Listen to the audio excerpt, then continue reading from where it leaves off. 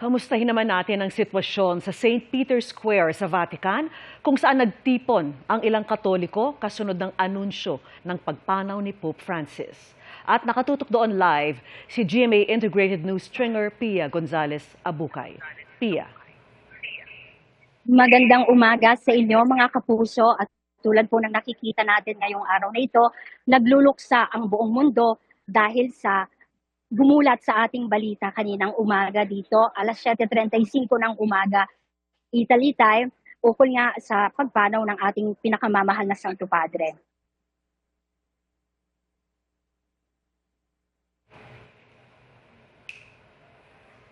Yes, Pia, ano yung atmosphere dyan sa St. Peter's Square sa mga sandaling ito? Today is Easter Monday, inaasahan na hindi ganito karami ang tao ngayong araw na ito dito sa Rome, bagaman holiday pa rin ito sa Italy. Pero dahil nga sa napabalita kaninang umaga ukol sa pagpanaw ng ating Santo Padre, yung tao na mayroon ngayon dito sa Vatican Square ay tulad pa rin talaga ng mga araw ng nagdaan, tulad ng Holy Week na dumadagsa yung mga nagpoprosesyon na dala ang krus at ang mga tao na naghahanap ng balita ukol sa mga susunod na kaganapan at kung saan nila posibleng makita ang labi ng ating Santo Padre. Pia, gaanong karaming tao na ang nagtitipon dyan nga sa square, no? At ano yung sentimiento ng marami sa kanila? Alam mo, may mga Pilipino kaming nakita dito sa crowd na mayroon ngayon. Talagang ramdam nila yung lungkot dahil ilang araw nilang nasubaybayan ang pag-appear ni Pope Francis sa publiko during Lenten period. Kaya inaasahan nila at ng maraming Katoliko at maraming mananampalataya na magtutuloy-tuloy na ang paggaling ng ating Santo Padre. Kaya lahat talaga ay nagulat. May mga umiiyak, may mga dala ang Santo Rosario, ang Holy Rosary, at patuloy na nagdadasal. At marami rin umaasa na sana fake news din tong lumabas na ito. Pero unfortunately, hindi na siya fake news at ito ay isang totoong balita na nagumulat sa atin sa buong mundo. Pia, paano nila ipinapahiwatig yung kanilang pagluluksa dito sa pagpanaw ng ating mahal na Santo Papa?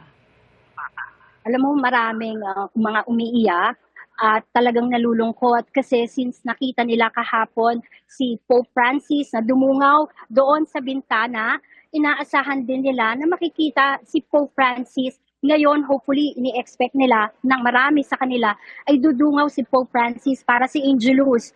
Pero ang natanggap na lang at nang narinig na lang ng mga mananampalatayang dumagsa ngayon dito sa Vatican Square ay ang kalembang ng kalembang ng St. Peter's na nagtagal siya ng 15 minutes, magmula alas 12 hanggang alas 12:15 dito sa Roma. Narinig na yung dire-diretsong kalembang ng St. Peter's Basilica.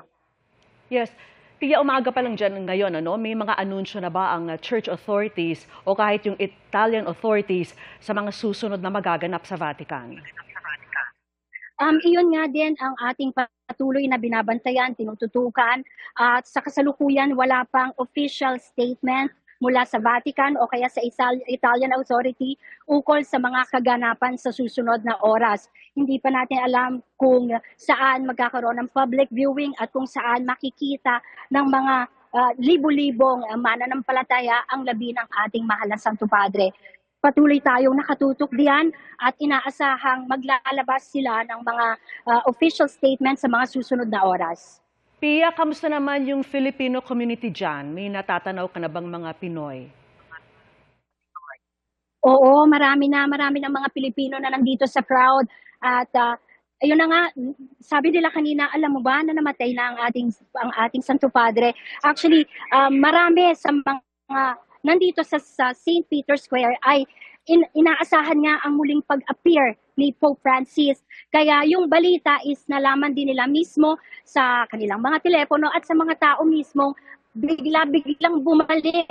May mga nag-cancel pa nga ng flight dahil supposed to be karamihan ay magbabalikan na bilang turista sa kanilang countries dahil tapos na nga ang bakasyon. Pero marami ang minabuti pa nilang manatili pa ulit ng isang araw at umaasang masisilayan ang labi ng ating Santo Padre. Maraming mga Pilipino rin na nasa crowd ngayong oras na ito, na nasa Vatican Square, at inaasahang makakakuha rin ng announcement sa mga susunod na kaganapan kung saan nga makikita ang labi ng ating mahal na Santo Padre. Sige, Pia, antabayanan natin ang iba pa mga updates.